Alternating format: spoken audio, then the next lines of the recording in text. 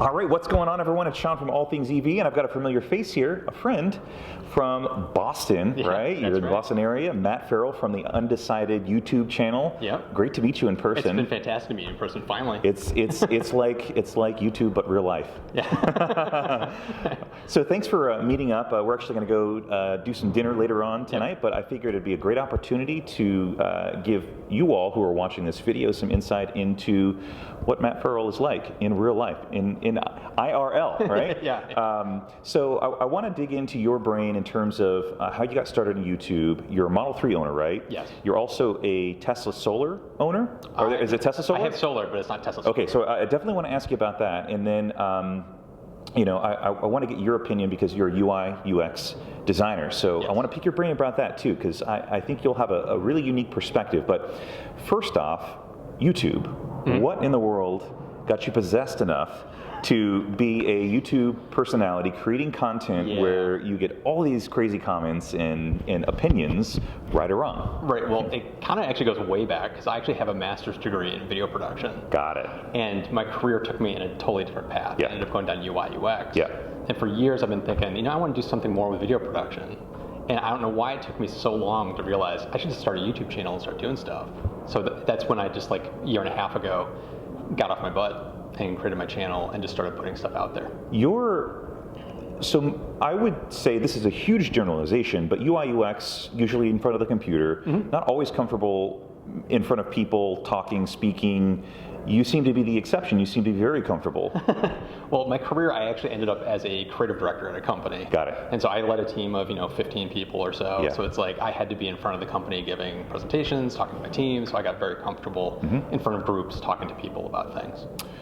What was the very first video that you put up on YouTube? Oh God, it was a Kickstarter campaign thing called like a little Luma display that you plug into your Mac, and it allows you to share the screen to your iPad, and so you can control your Mac with your iPad. And as a UI designer, I was very intrigued by that. So I got it, and I just threw up a really quick, it took me 10 minutes to film. It was not a good video. I put it up, but a lot of people started watching it, and it kind of caught me off guard. Was that the point that you decided that you thought that you should put more videos up? Yes. That was the sign? Yes. Okay. Yeah. And then, so how did you transition into, so right now you're talking about tech on your channel. Yes. So how did you transition from that Kickstarter to what you're doing today? Well, the Kickstarter was just me just kind of dipping my toe in. Yeah. And then it was just me trying to find out what I wanted to talk about. So it's like I did a video on smart speakers, and then it just transitioned into, I was looking into solar, and I was looking into EVs. And my passion is really around green technologies and things like that. So it's like I started to kind of find my voice in the direction I was going to take my channel. How long ago was that?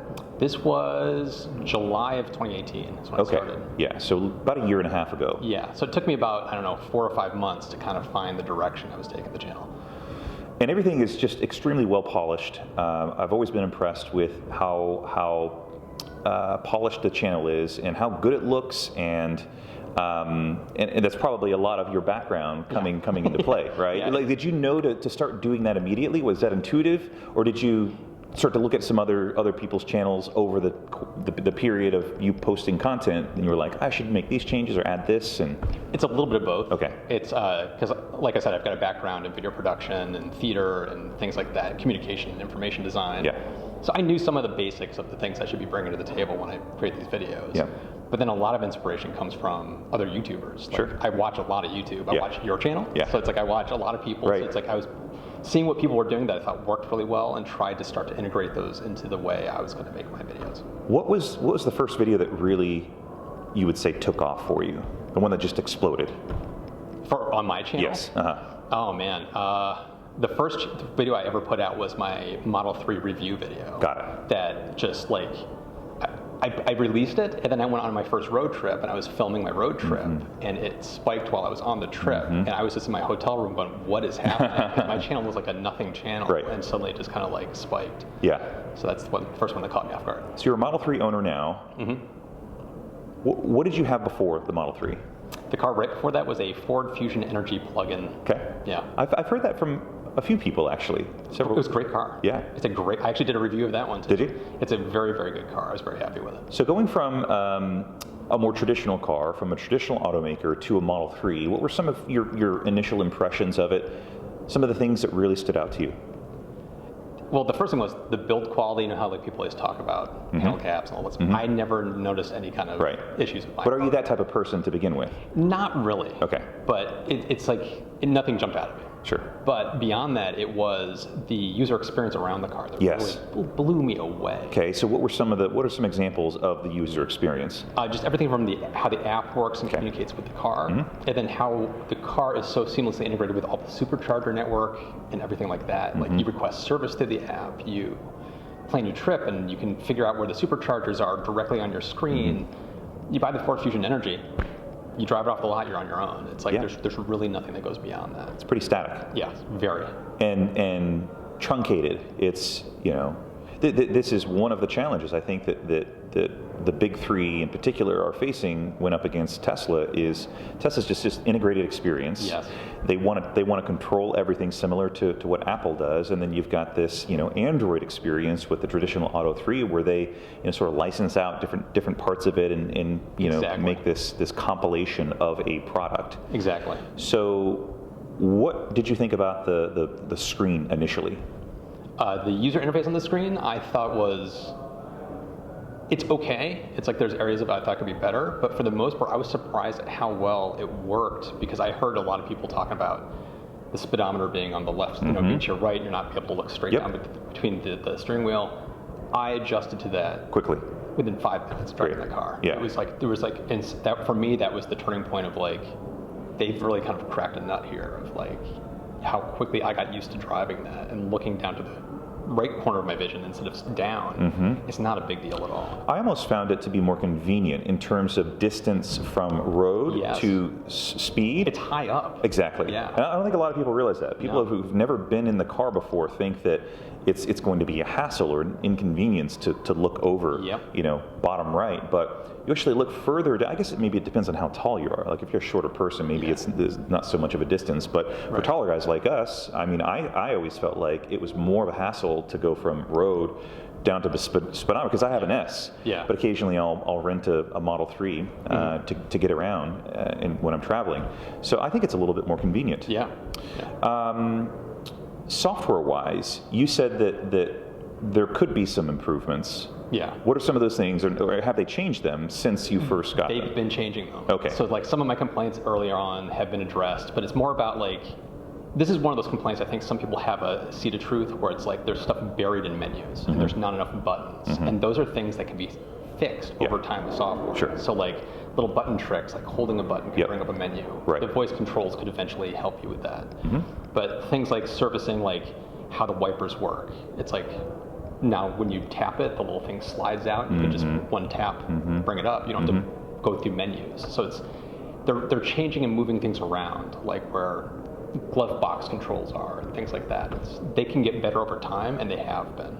Do you think that one of the easiest ways to solve that is just to add an artificial intelligent assistant for the car? Yes. Because then it's just all voice control. Yes. I think the voice control could just make this a non-issue completely. If you could just like say to the car what you want it to do. It's always listening. It's responding. Because right now, if you use voice control in the cars, it's quite limited with what you can do. It's limited to playing songs, and like you can maybe turn up or down the climate control and maybe navigate somewhere. Right. But there's so much more that could be done with it. But just like all software, it's like data is the key. And like when the car was new, not many people had it yet. But now so many people have it. They know exactly how many people are tapping into what menus on the car, and that's helping them to adjust the car to bring the stuff forward that's really needed. So that's why I feel like it's been getting slowly better over the past year. So now that you've gone electric, do you ever see yourself going back? No. Oh my God, no. Okay. Hell no. Yeah. Right. Yes. Yeah. Yeah. It's tough. It really is tough, and I think that's sort of the thing that people don't expect when they go electric. It's like, wow, this is a far better experience. Yeah. In fact, I don't know if you've had this experience before, but if you've ever borrowed or rented a gasoline car, you have this habit of getting out of your electric car. There's nothing that you need to do. You just get out, and then it turns off. It goes to sleep like a computer. Yeah. But I've been in cases where I've walked out of a gasoline car and left the key, in the little cup holder, and same it's exact running. thing. I rented a car. I was on a trip, and I got out of the car at parking lot somewhere, some shopping center. I got out and was walking away and realized the car's still running. I left the keys actually in the car running, and it was like, I felt like an idiot. Yeah. I've heard that story many times from other people too. So you've got solar. Did the solar come before the electric car? It came just shortly after it, like a month after it. And so had you already started doing that research? Yes.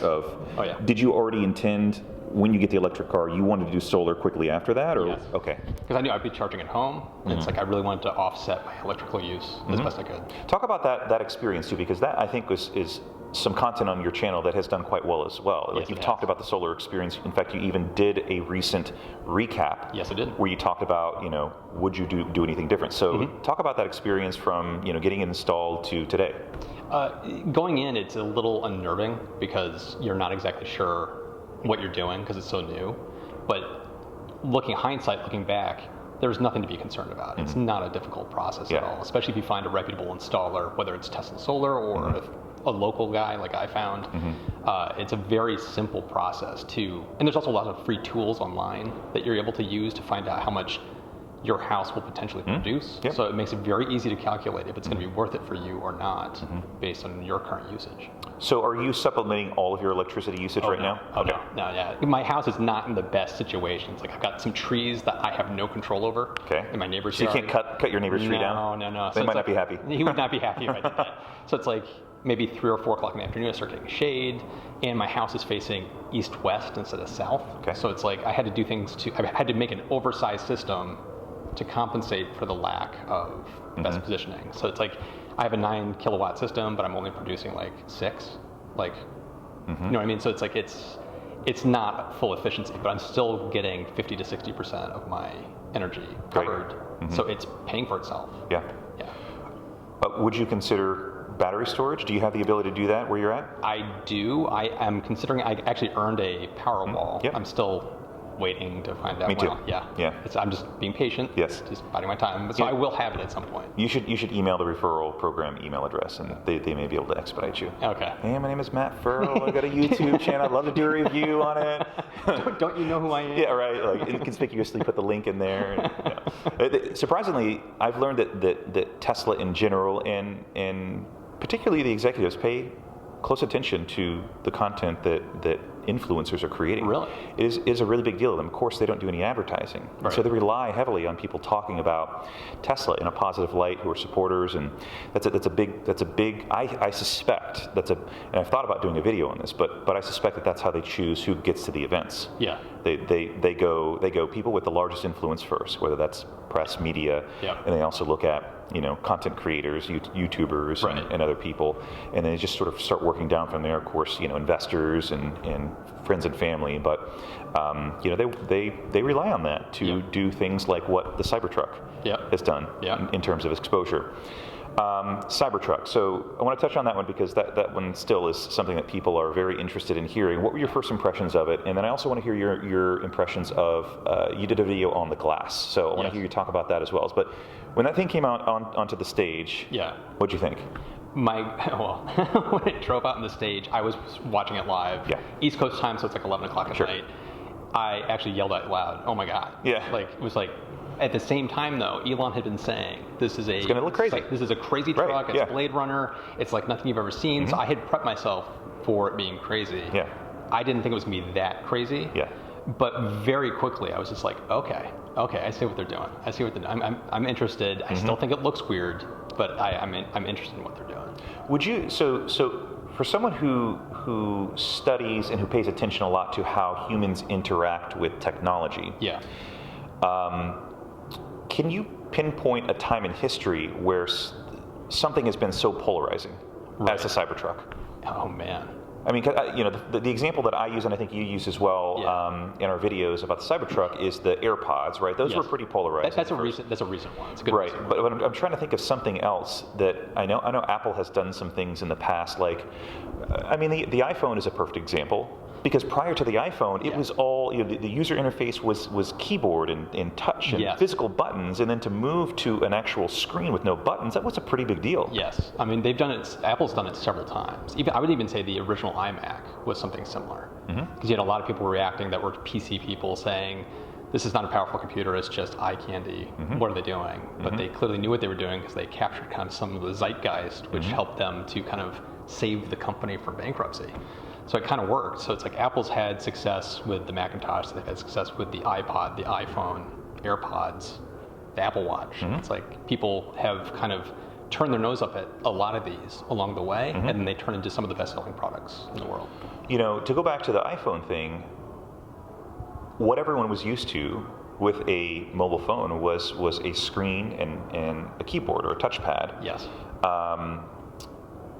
Now we're all used to a phone with no, just a single screen. Yeah. With a digital or virtual keyboard. Yeah. And I do remember that time where it really sort of set the internet ablaze. And people were, a lot of people were like, oh, this is never going to work. How can you type or do things without a physical keys? But now it's just as very normal to us. And of course now you've got touch screens like iPads and tablets. But we as Tesla owners are sort of benefiting from that as well, because the screen inside of Teslas are completely touch. It's a gigantic iPad. Yeah. Yeah. It reminds me a lot of how the auto is transitioning too. Like these days, I was in the Mach-E at the LA Auto Show in November, and it's in a very similar way. You see these automakers now transitioning over to a touch screen. Yes. I've also seen Toyota and Ram do something similar, where they've got this sort of elongated, larger screen that is controlling a lot of the functionality. So it's taken a little while, but eventually, these people are moving towards it. They're getting there, but at the same time, they don't have the software prowess that Tesla does. Yeah. And so it's like, I remember the Mach-E that has that like knob. Yeah, it's got a physical knob. It's got a physical knob. It's like, I don't quite understand why awkward. that's there. It seems awkward to me. Yes. And then the software, from what I understand, was not functional really there. Yeah, I mean, I had a chance to play with it, and it was quite laggy, but I'm going to give them a pass for now, because this was a pre-production. It will absolutely get better. Yeah. I have no doubt about that. Yeah. I like where they're headed with it. Yes. The layout looks pretty clean. When I was going through some of the menus, aside from it being laggy and slow, it seemed like they put some thought into it. It wasn't just like, well, let's find this third-party company to write the software, we'll buy it, and we'll put it in, and good luck to the end user. Yeah. It seemed like they did put some intention behind it. That's the shift I am the most interested to see how it plays out over the next 5 years, because as we talked about already, it's like the auto industry is kind of a siloed user experience. It's like multiple silos. It's like everything, dealerships are separate from the people that make the car, which is separate from gas companies that sell you the gasoline. Where Tesla is looking at the user experience from the whole thing. So it's like everything from purchasing it to delivering it to using it to charging it. They've got everything figured out. And so now it seems like it's things like where you just pointed out about the Mach-E, it's like it shows that they're seeing that they have to take some more of this under their own control.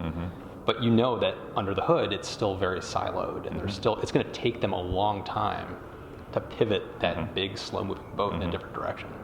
You did a video on Tesla Glass. Yes. And I thought that there were some interesting takeaways there. So you sort of discovered that this technology exists already. It's been around for a very long time. Okay, so talk about it. It's called aluminum oxynitride, which is basically, it's called transparent aluminum, but it's a ceramic. It's not actually metal. So it's one of those, Elon calling it transparent metal. It's a marketing spin because it's got aluminum in it and it makes it easy to understand. But at the same time, it's a ceramic. Yeah. So it's close to hardness of sapphire, which you often find in like watches. So it's similar to that. And from all the stuff I found, like this company called Elon, it's actually here in Massachusetts. They have a marketed version of it, which is potentially going to be going to the space station. It's used as replacements for bulletproof glass. It's like 1/6 the thickness, and you just get the same amount of protection. Does it add a lot of weight? Did you ever determine in your research, is it significantly heavier than glass? No. So it's equal to or better? It's from what I found, it's kind of in the ballpark. Great. Of the same thing. So it's like for much less weight in a like 6 layers of bulletproof glass versus 1 layer of this could do the same protection on a vehicle. It sounds really promising. Very. Do you think that the experience that they had on stage where they threw the metal ball was a sort of like PR stunt? No, oh my God, no. Yeah. No. So many people have commented on my videos saying, oh, it's just a PR stunt, they wanted publicity. I'm like, I'm not a believer in any publicity is good publicity. Sure. Especially with Tesla, right? Yeah, it completely undercut their message for the rest of the presentation. It's like, who wants their CEO standing in front of a truck with 2 broken windows for the rest of the event? It's like, they did not want that. No way. So it's a shame because it just completely just destroyed the message. But at the same time, it's like, it is an incredible piece of, engineering that's going to protect people. Like, imagine driving down the highway and like stones or something heavy hitting your windshield where it might destroy the window or get into your vehicle. It's like this would probably just ricochet off. Sure. It still might crack, but it's going to be a lot better at protecting you. Do you think that they'll do another event, not necessarily with people there, but do you think that they'll do another event where they demonstrate Cybertruck and Ford as well as the glass? I don't know. I sort of think, like, just knowing Elon and his ego, I think that he would want to prove to people that the glass actually does work. Yes. And that the Cybertruck is far more powerful than a Ford F-150 4x4. Yeah, I think with that, you're right. His ego will probably push something to happen at some point. I think there's probably a lot of things to come out about the Cybertruck over the next year that will probably get little drips and drabs as it gets closer to it coming to production. There's a lot that they didn't reveal, I think. There's a lot that they sort of kept close to the vest, in my opinion. For me, one of the big ones was safety. It's like, I mean, of course, they haven't done safety testing on it, but it's like, everybody's asking, like, well, if it's unbreakable glass, how do you get out of the car in an emergency? And are there crumple zones? Because it's made out of this super tough, steel. It's like, they've thought about all of this. You know they have this all engineered and figured out. Yes. It's just they just haven't told us about it. So it feels like those are either future events or future just like press videos they release like on their YouTube channel or something like that with the safety testing and showing what they're doing. I agree. I think that they've already thought about it. I'm sure that they've crash tested a vehicle already. They know how it's going to handle. Tomorrow I actually go to Detroit to interview Sandy Monroe. So I'm going to ask him some of these questions because he's eager to hear what he says. Me too. He did sort of an interview with Alex from E4 Electric a day or two ago, and I was sort of left wanting a little bit more in terms of technical insight. He's the guy. He's the guy that understands the automotive industry. He also consults with aerospace and defense, and so he's going to have some of this unique insight about the glass, about the stainless steel. So I want to, in aerospace too. Like I just want to know, when he consults with these companies and to make the products better. What would he do to make the Cybertruck better, if anything? And then, what sort of new technologies is Tesla taking from SpaceX and implementing into the Cybertruck? Because that, I think, might be a significant shift in the automotive industry if they have figured out some of these revolutionary manufacturing processes. Elon did bring it up, and that's one of the things I thought was fascinating. Not only is it the same steel from the Starship, but it's an exoskeleton, which is very similar to how you build a rocket. So it's like, it does feel like there's a lot of cross-pollination going here between SpaceX and Tesla. It's fascinating. And the Cybertruck is your Mars rover, so here's your vehicle for Mars. So it's like, it's really kind of cool. It is. It does not surprise me one bit that there's this cross-pollination between the different companies, and everything seems to be working towards Mars colonization, and whether it's the Boring Company tunnels, or whether it's electric drivetrains and batteries with Tesla, or whether it's rockets with SpaceX. Cool. So really insightful stuff. I want to ask a few maybe personal questions, maybe some things that people don't know about you. Okay, so when you're not working your day job as a UI UX designer and doing great content on YouTube, what do you spend your time doing? I play way too many video games. Okay. Yep. Okay. I'm also a huge film buff, so I watch lots of movies. I just can't get enough. So did you, like, before the Cybertruck event, did you go and watch Harrison Ford's movie? Blade Runner? Yeah, Blade Runner, thank you. Yeah. I've seen that movie way too many times. I could probably quote every line from that movie. Yes. Yeah. Cool. So movies, music, you into music as well? Yes, I am. Okay. Yeah. Favorite artist? It's actually 9 Inch Nails. Okay. Yeah. I wouldn't have pegged you as a No, nobody Nine Inch would. Nails person. So I don't look like a Nine Inch Nails guy. No, you don't. But I am. No. Okay, so podcasts. What podcasts are you listening to? Do you have some favorites right now? Oh wow, I listen to a lot of podcasts. Marquez Brownlee's new podcast, he just started. Is it good? It's pretty good. He's getting better. He Okay. was rough the first couple episodes, Okay. but getting a lot better. I listen to also a lot of like Apple podcasts. I listen to like Ryan McCaffrey's Ride the Lightning. His show. Who doesn't? I know, it's fantastic. Yeah. So it's like those are the shows I listen to most often right now. Who's a YouTube content creator that you'd love to meet in person? Oh wow, I would love to meet Marquez. Yeah. I would love to meet. I almost met him at the Model Y, but he was always too far away and surrounded by people, and I couldn't get over to him. Casey Neistat, of course, like some of the bigger YouTubers I'd love to meet. Peter McKinnon, because I'm also kind of a photo bug, film buff. Yeah. So I love his channel just for the photography that he does. I would love to talk to him too. All right, so this is part two of a part two of an interview. We were talking at dinner, and I realized that I forgot to mention this to you because I thought this would be a really good question, which is, do you think Tesla should create an app store in their car? Yeah, it's a no-brainer, yes. 100% yes. There's so much potential for them with an app store in their car because autonomous driving is coming here. You've got the superchargers. If you're sitting in your car, you need to spend a little time waiting. It makes so much sense to put that in there. There's already hints that they're going to be doing that with HBO and other streaming services. When Apple released the original App Store, when Apple released the original iPhone, there was no App Store. And there was a huge outcry from developers. And even internally, there was a lot of strife inside of Apple, whether they should include that or not. And evidently, Steve Jobs was not a fan of having an App Store initially. And there was a lot of convincing that had to happen to make it happen. And just look at what it is today. The big question is, do they have enough cars on the road to do that? And for me, right now, they're probably at a slight turning point, and it might be a little early, but it's like start building it now, and it becomes a selling point for later. Which is what they've started to do, right? They started to add the games. That was sort of their first initiation into the apps, and then they started to add some of these video streaming services like Netflix and YouTube, and now we're seeing some hints of some of these other services as well. Right. So I guess my question is, do you think that that's coming soon? 2020? Would you predict that they're going to re-release something in 2020? My hope would be yes, and part of the reason I would think so is I think they've been waiting for the premium connection package, because otherwise you need cellular connections for this to make sense, and without that connection, they would have to foot the bill for that, and they're not going to want to do that. So now that they're charging, was it $10 a month for that? I think this is setting themselves up for an app-like experience. So it wouldn't surprise me if we find out about HBO and all those other services early next year sometime. So the premium connectivity, the $10 a month was the gateway.